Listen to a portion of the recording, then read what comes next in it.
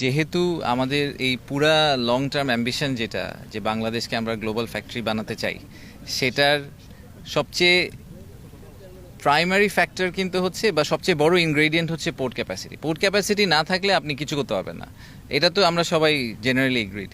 এবং যেহেতু আমাদের পোর্ট ক্যাপাসিটি লিমিটেড, আমাদের পোর্ট ক্যাপাসিটি কিন্তু শুনে মনে হয় যে আমরা 6 গুণ করে ফেলবো, বাট সেই 6 গুণ করার পরেও আমরা ভিয়েতনামের ধারের কাছেও যাব না। ভিয়েতনামে টোটাল 44 পোর্টস, আমাদের এখানে হবে হচ্ছে গিয়ে 5টা বা 6টা পোর্ট, রাইট?